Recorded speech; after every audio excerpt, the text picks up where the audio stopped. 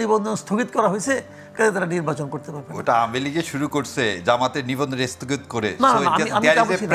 ভাই শুনেন, ওই প্র্যাকটিসটা শুরু করছে আওয়ামী লীগ, এবং আজকে আরপিওতে আপনি নিবন্ধনের এই স্থগিত করার বিধান আছে। যখন একজন স্বৈরাজ শাসক এবং যেখানে সমস্ত জনগণ যাকে চাবে না, জীবনের সবচেয়ে বড় ভুল জিয়াউর রহমানের আওয়ামী লীগকে যখনই সুযোগ দিল নিয়ে আসার, তখন জিয়াউর রহমানকে জীবন দিতে হয়েছে।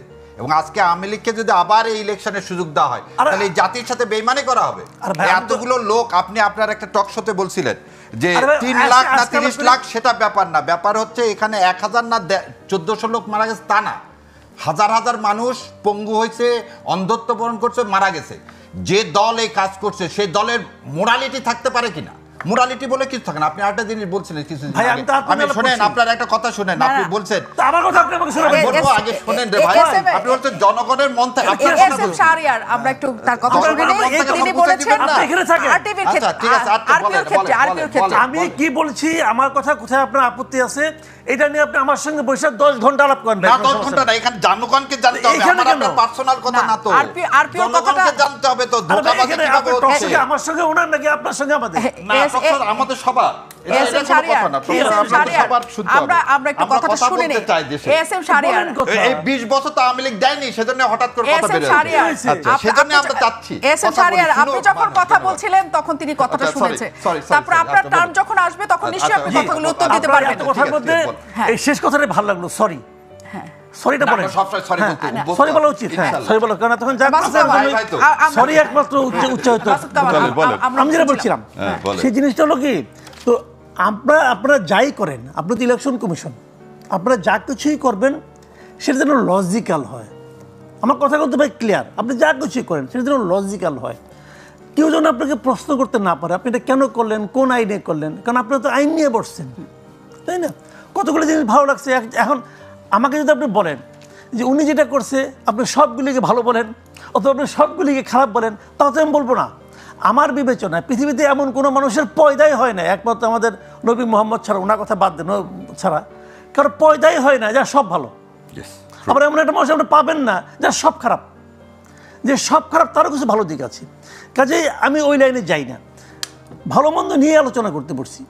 কিছু কিছু জিনিস আমার ভালো লাগছে, আবার কিছু কিছু জিনিস আমার ভালো লাগে নাই। যেমন একটা নিয়ম করেছি খুব ভালো পছন্দ হয়েছে, যারা ফেরারি আসামি যারা, তারা নির্বাচন করতে পারবে না। খুব ভালো লাগছে আমার কাছে, কারণ আসামি হওয়া মানেই তো সে মৃত্যুদণ্ডের দণ্ডিত হয়ে যাচ্ছে না, সে আইনের কাছে যাবে, আইন তাকে যদি জামিন দেয় দিবে, নাহলে দিবে না। আইন জামিন দেয় না, এটা অজুহাত দিয়ে আপনি ফেরারি হবেন, এটাও আমি পছন্দ করি না। যদি আইন জামিন না দেয়, যদি আমাদের কোর্টগুলি জামিন না দেয়, আমরা কোর্টের সমালোচনা করব, আমরা সরকারের সমালোচনা করব, কিন্তু আপনাকে আইনটাকে ভাই মানতে হবে। আমার কথা হলো কি, অনেক আইন পছন্দ করি। কিন্তু মাসুদ কামাল, এখানে একটা প্রশ্ন আছে, সেটা হচ্ছে ফেরারি আসামি শুধুমাত্র গেল মানে 1 বছর ধরে আওয়ামী লীগের হয়েছে এমন তো না, কারণ তার 15 বছরে আমরা বিএনপির কাছ থেকে শুনেছি 1.5 লাখের মতো রাজনৈতিক মামলা আছে শুধুমাত্র বিএনপি। আমি শুধু বিএনপি এই কারণে তুলছি কারণ তারা সবচেয়ে বড় দল। 1.5 লাখের মতো রাজনৈতিক মামলা আছে এবং সকল রাজনৈতিক মামলা এখনো পর্যন্ত প্রত্যাহার বা তুলে নেওয়া হয় নাই। যতদূর পর্যন্ত আমরা জানি 16 থেকে 16 বা 20-এর মাঝখানে, 16,000 20,000-এর মাঝখানে এই মামলা প্রত্যাহার করা হয়েছে। কাজে এই বাকি মামলা, যদি বিএনপির তথ্যটা সঠিক হয়ে থাকে, সেসব মামলায় যারা আসেনি বা চলমান আছে যাদের বিচার প্রক্রিয়া, তারা কি ফেরারি হিসেবে গণ্য হবে? দেখেন, ওইভাবে যে আপনি ধরেন তারেক রহমান তো ফেরারি আসামি, ফেরারি আসামি না, সে তো আইন অনুযায়ী ফেরারি আসামি, কারণ ওনার বিরুদ্ধে মামলা আছে, উনি তো আদালতে হাজির হচ্ছেন না। মানে কতগুলো জিনিস আছেন, খালি শব্দ দিয়ে একদম বিচার করতে পারবেন না, বাস্তবতাকে বুঝতে হবে। তো উনি যে আজকে আসেন, তো ওনার মামলা যদিও এক জায়গা থেকেই হয়েছে, আবার তো অ্যাপিলেট ডিভিশন যাচ্ছে, হাইকোর্ট থেকে অ্যাপিলেট ডিভিশন যাচ্ছে, ওখানে কী হয় আমি তো জানি না। কাজেই তারপরেও আমি বলবো যে ফেরারি আসামিদের নির্বাচন করতে না দেওয়ার যে অপশনটা নির্বাচন কমিশন নিয়েছে, আমি এটা পছন্দ, আমি এটা সাপোর্ট করি। আমি সাপোর্ট করি এই কারণে, আমি চাই যে সবাই যার বিরুদ্ধে মামলা আছে সে আইনের কাছে আসবে। আইন তার যদি অপরাধের মাত্রা বিবেচনা করে, অভিযোগের মাত্রা বিবেচনা করে হয় তাকে জামিন দেবে, নয় তাকে দেবে না। যদি জামিন দেয় সে বাইরে থাকবে, জামিন না দিলে ভেতরে থাকবে, তার মানে তাদের সাজা হয়ে গেলেও তা তো নয়। কাজেই এটা আমি মনে করি এটা একটা ভালো প্রস্তাব, কিন্তু না ভোটের প্রস্তাবটা আমার ভাই একদমই পছন্দ হয় না। আমি মনে করি যে না ভোটের অপশনটা মানে এভাবে সংকুচিত করার অর্থ হলো যে জনগণের অপিনিয়নটাকে সংকুচিত করে দেওয়া। নিশ্চয়ই, কিন্তু এইখানে আরেকটা প্রসঙ্গ এখানে আছে, সেটা হচ্ছে যে স্থগিত করার বিষয়টা আপনি বলছিলেন যে যাদের রাজনৈতিক কার্যক্রম স্থগিত হয়ে যাবে তারা আসলে নির্বাচনে অংশগ্রহণ করতে পারবে না, মানে অন্তত প্রতীক নিয়ে তারা পারবে না, স্বতন্ত্রভাবে পারবে কিনা এটা পরে জানা যাবে, তারা বলছেন। এখনো পর্যন্ত আওয়ামী লীগ হচ্ছে সেই জায়গায় আছে যাদের রাজনৈতিক কার্যক্রম নিষিদ্ধ, মানে আগে কিছু দল আছে যাদেরকে জঙ্গি তকমা দেওয়া হয়েছিল তাছাড়া। তাহলে সামনে আসলে অনেকগুলি তালিকা আসছে, যেমন জাতীয় পার্টির কার্যক্রম স্থগিত করতে হবে, 14 দলের কার্যক্রম স্থগিত করতে হবে, টানা এগুলো বলে যাওয়া হচ্ছে। যদি তাদের কার্যক্রম স্থগিত করা হয় তাহলে তারাও নির্বাচনে যেতে পারবে না। তাহলে নির্বাচনটা যে সবাইকে নিয়ে একটা নির্বাচন, সেটা হবে কিনা এই কয়টা। এখানে একটা কথা বলি আপনাকে, আমি আওয়ামী লীগের রাজনৈতিক কর্মকাণ্ড কিন্তু স্থগিত করছে, গভর্নমেন্ট নিষিদ্ধ করছে। এটা খুব স্বাভাবিক, যদি রাজনৈতিক কর্মকাণ্ড স্থগিত হচ্ছে, ইলেকশন তো একটা রাজনৈতিক কর্মকাণ্ডই, তখন ইলেকশন আওয়ামী লীগ করতে পারবে কি পারবে না এই প্রশ্ন উঠানোই তো অবান্তর।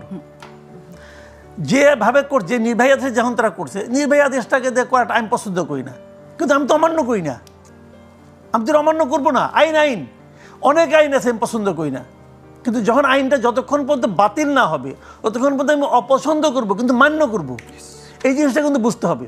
তো আমি তো এটা মান্য করি, এটা তো প্রশ্নের বাইরে। জাতীয় পার্টিকে তাদের রাজনৈতিক কর্মকাণ্ড অথবা তাদের সকল কর্মকাণ্ড নিষিদ্ধ করা হবে কি হবে না এই প্রশ্ন তো এখন উঠে নাই।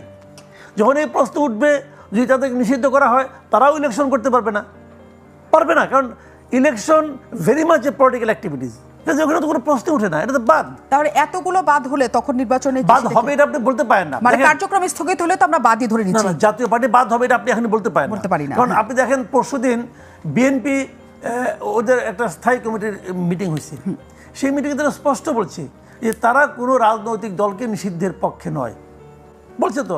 আচ্ছা, এই কথার উপর আবার আপনি ভরসাও করেন না, ভরসা করেন না এই কারণে তারা আগেও বলেছিল, আওয়ামী লীগের সময় বলেছিল আমরা রাজনৈতিক কর্মকাণ্ড নিষিদ্ধের পক্ষে না।